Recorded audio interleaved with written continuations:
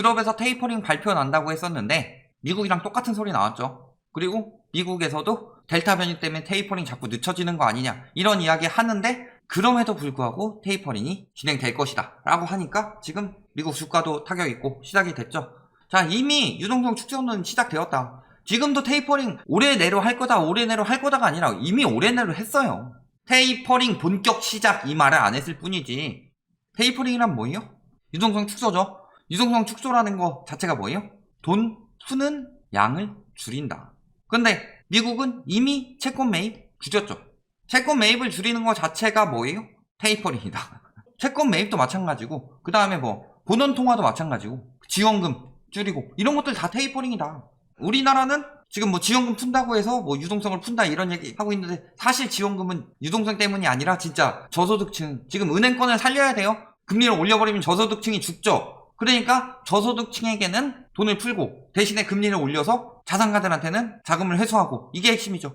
근데 좀 많이 풀긴 했다. 무슨 80% 90%나 푸냐. 그거 다 지금 정치 여론에 넘어가서 하고 있는데 뚝심이 없어요 지금 요즘 보면. 그리고 미국 같은 경우는 지금 지원금 줄이고 채권 매입 줄이고 있어요.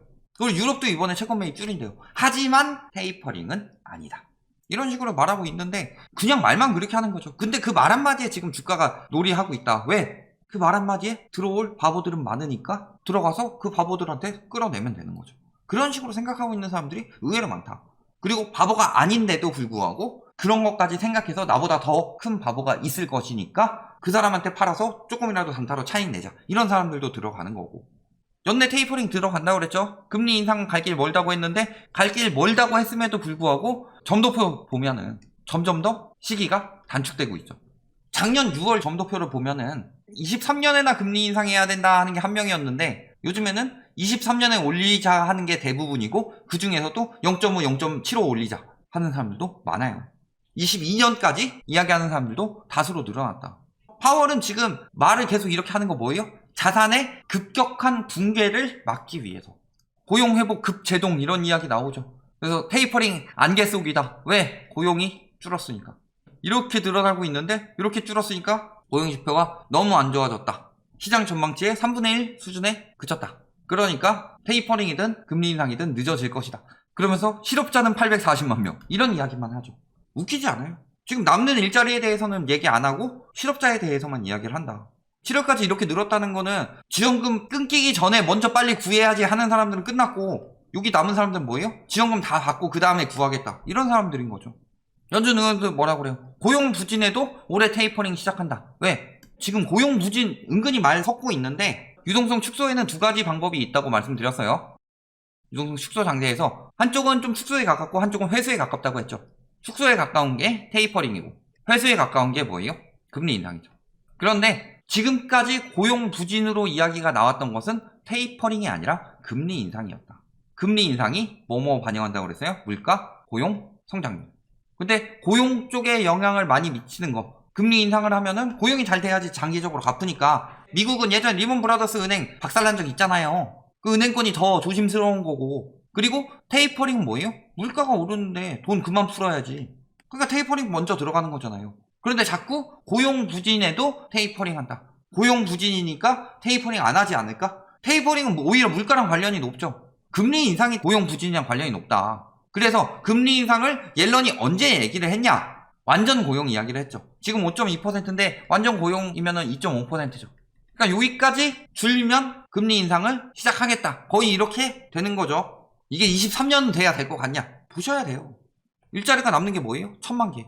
근데 아까 실업자 840만 명만 강조했죠. 왜 이렇게 돼요? 뭐 때문에? 구직자와 구인자 간 불일치. 일자리가 더 많다. 실업자보다. 그 다음에 증가폭이 왔다 갔다 하는데 뭐예요? 비농업 고용자 수 요거에 그쳤는데 미스터리들 이야기하고 있는 거죠. 아니 일자리가 이렇게 많은데 찾는 사람은 적다. 장기 실업자가 급증하고 있다. 6개월 이상 실직이 320만 명.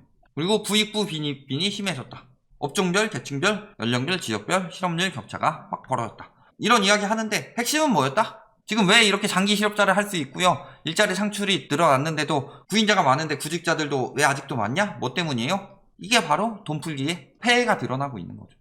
주당 300달러 규모. 그러면은 한 달이면 1200달러죠. 연봉으로 따지면 15600달러죠. 이만큼이 실업급여에다가 추가로 주는 거죠. 이거 하나로 따지면 얼마예요? 1560만원. 이만큼이 추가로 더 들어온다. 그럼 기존 실업해가지고 한 60, 70% 받는 거에다가 1500 추가된다. 그럼 한 80% 가까이는 나온다고 보죠. 비트코인은 뭐 말할 것도 없이 그것 때문이고. 엘살바도르 같은 나라가 화폐 지정하는 이유는 화폐가 이미 망가졌고 그 나라는 뒷돈이 많아서 그래요. 근데 그걸 호재라고 올리고 있었으니 문제가 생긴 거지. 그리고 지금 실업수당 청구가 계속 줄어들고 있습니다. 받을 사람들 다 받았고 9월에 종료되니까 일 구할 거라는 거죠. 델타 변이, 직격탄 하면서 성장기어 저속으로 변화됐고 테이퍼링 늦춰지나? 안 늦춰져요. 계속 진행될 겁니다. 연준에서는 이미 밀어붙인다. 왜냐면은 인플레이션으로 인한 피해가 길어질 거고 엄밀하게 말하면은 테이퍼링이 늦어졌어요. 테이퍼링은 물가가 상승하기 전에 조기 도입해야 되는데 미국에서 안 하니까 우리나라에서 먼저 하기는 힘들죠. 화폐 가치가 올라가고 너무 급격히 올라가는 것도 문제고 급격히 떨어지는 것도 문제예요. 특히 기축통화가 아닌 나라에서는. 그렇다면은 기껏 살아난 수출, 호조세 영향이 가겠죠. 이런 거에. 반대로 환율 가치 너무 떨어지면 외국인 자본이 빠져나가는 거고. 그러니까 미국에서 안 하니까 우리나라도 좀 따라서 못했던 게 있는데 금리 인상 선제적으로 들어가기 시작했죠. 왜? 미국에서 테이퍼링 한다니까. 근데 우리나라는 테이퍼링 할 만한 게 없어요. 이미 돈을 뭐 미국처럼 풀진 않았으니까. 끼케야 재난지원금 정도 풀고 환매 조건부 채권 정도 푸른 건데. 근데 선제적 대응이 필요했는데 늦었다. 그래서 인플레이션 사태가 지금 터지고 있는 거고 인플레이션을 잡기 위해서는 테이퍼링이 이미 들어가야 되기 때문에 지금 경제가 둔화되건 뭐건 간에 우리나라도 델타 변이 하고 있는데 금리 인상 시작됐죠. 대출 중단 시작했죠. 미국도 똑같아요. 델타 변이 터지고 있는데 테이퍼링 들어가는 거예요. 왜? 물가가 그렇게 인상되면은 문제가 커지니까. 임금, 집값은 급등이다. 자, 차라리 미국은 낫습니다. 왜? 집값이 급등하는데 임금도 급등하니까. 근데 우리나라 임금이 늘어나요? 발표난 거 보지만 코로나로 인해서 가처분 소득 감소 중이다. 물론 21년 건 아직 안 나왔지만 20년까지는 이미 감소 중이죠. 21년에는 어때요? 안 늘어나죠. 그러니까 미국의 집값 상승세랑 우리나라 집값 상승세를 똑같이 보면 안 되는 게 첫 번째, 미국은 뭐예요? 이제서야 올라간다. 우리나라랑 다르게. 그 다음에 임금이 같이 올라간다. 임금이 같이 올라가면 수요 견인 인플레이션이라고 볼 수도 있는 거예요. 그런데 우리나라는 비용 상승 인플레이션이라고 그랬죠. 가처분 소득 감소하는데 물가도 오르고 집값도 오르는 거는 이건 그냥 비용 상승이다. 그 다음에 미국은 중심부보다 외곽 지역으로 많이 올랐다. 왜? 이건 코로나 영향도 있죠. 돈을 푼 것도 있는데 문제는 코로나로 인해서 재택근무가 가능해지는데 집값이 미국도 비싸다고 하죠. 우리나라가 더 심하지만. 그러니까 외곽 지역으로 나가서 재택근무 하는 거예요. 거기다가 미국 같은 경우는 퇴거 유예 조치 있어요. 우리나라랑 다르다. 근데 그 미국도 스태그플레이션 우려를 이야기하고 있는데 우리나라 와서 딱 이야기하면은 집값은 그래도 계속 오른다. 마찬가지로 돈 풀어서 물가 상승이 되돌아왔죠. 이거는 예견된 수순입니다. 그래서 저금리 언제까지 할 수 없다고 그래서요. 돈 언제까지 풀 수 없다고 그랬어요. 안 그러면 일본 꼴 나요. 하반기 더 오른다고 경고 나오고 있죠. 세계 곳곳에서 이러고 있으니까 유럽에서 뭐 한 거예요? 테이퍼링 논의를 하겠다 이야기를 했는데 오늘 발표가 난 게 뭐예요? 테이퍼링 의미는 아니다. 채권 매입은 늦췄지만 테이퍼링은 아니다. 채권 매입 늦춘 거 자체가 테이퍼링이다. 왜? 유동성을 풀던 거를 줄이겠다는 얘기니까. 파월이 말하는 거랑 똑같아요. 채권 매입은 줄였지만 테이퍼링은 아니다. 밥은 먹었지만 식사하진 않았다. 먹은 건 먹은 거잖아요. 똑같다. 줄인 건 줄인 거예요. 테이퍼링 맞아요, 저게. 저거 말고 뭐가 테이퍼링이냐. 단계별 테이퍼링이 있는데 진짜 테이퍼링 단계에서는 이런 것들까지 다 한꺼번에 종합적으로 들어가는데 지금은 채권 매입 속도만 늦춘 정도니까 테이퍼링 단계라고 보기는 어렵다. 이런 식으로 해석이 되는 거죠. 그러니까 테이퍼링이란 말 자체는 유동성 축소인데 저 사람들이 말하는 거 1단계, 2단계, 3단계가 있으면 아직 3단계에 돌입하진 않았다. 이 얘기예요. 지금 이미 1단계는 들어갔다. 1단계는 늘어나는 게 멈추는 거고 2단계는 여기서 멈춘 상황에서 줄이는 거예요. 그리고 3단계가 본격적인 테이퍼링이죠. 그 얘기하고 있는 거예요. 테이퍼링은 이미 시작된 거다. 미국이든 유럽이든. 연준 긴축 신호 따라서 세계금리 상승 가능성 하고 있죠. 선제적 대응한 나라가 어디다? 우리나라다. 왜? 환율이 이렇게 올라가고 있으니까. 그래서 지금 좀 올라가다 잠깐 멈춘 상황이죠. 금리 인상하면서. 금리 인상을 왜 선제적으로 했냐? 뒤늦게 따라가면 외화 유출 급격히 됩니다. 그러니까 하고 있는 거예요. 그리고 미국에서 먼저 하고 보통 따라간다. 9월 조정론 이야기 나오고 있죠. 다우, S&P 3일째 하락세 이런 이야기들 나오고 있고 단기 급락은 없겠지만 머리 돌 정도로 하락할 수도 있다.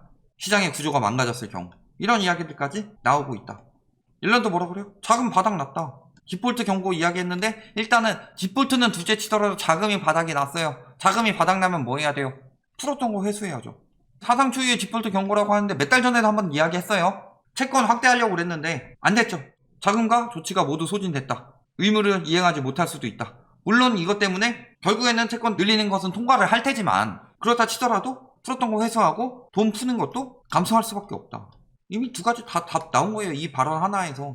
디폴트 경고 이야기가 나왔다는 거 고만 풀겠다. 요 얘기죠. 결론 뭐예요? 지금 딱 상황이 이거다. 미국이든 유럽이든 테이퍼링은 했지만 테이퍼링은 아니다. 즉 뭐예요? 완전 초읽기다. 지금 이제 테이퍼링은 아니다 저 말에 반응할 게 아니라 뭐예요? 이미 채권 매입 축소했고 테이퍼링 장세로 들어가기 시작했고 유동성 축소 장세에 들어가기 시작해서 발빠르게 움직여야 되는 상황이다. 저기서 멍 때리고 있으면은 다 뒤집어 쓰는 거예요. 리먼 때 누가 다 뒤집어 썼어요? 2007년, 2008년에 산 사람들이 다 뒤집어 쓴 거 아니에요. 우리나라랑 똑같아요. 지금 20년, 21년 사는 사람들이 다 뒤집어 쓰는 거다. 왜? 19년에 이미 경고 다 나왔었는데. 여기서 코로나 터지고 뭐 미중 무역전쟁 터지고 그래서 호가 더 올라가고 돈 벌었네. 팔리냐? 테이퍼링 이미 들어갔어요. 그리고 우리나라도 이미 금리 인상 들어갔죠. 지금 다 이게 의미하는 게 뭐냐? 화폐 가치 상승이에요.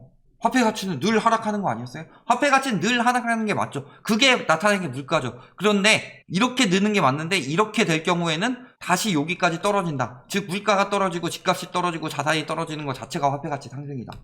왜 지금 우리나라에서 단지 금리 0.25% 올렸는데 왜 예적금으로 돈이 이동하고 있는지, 왜 큰 손들이 글로 가고 있는지 잘 생각해 보시면 지금 어떻게 대응해야 될지 답이 나올 것입니다.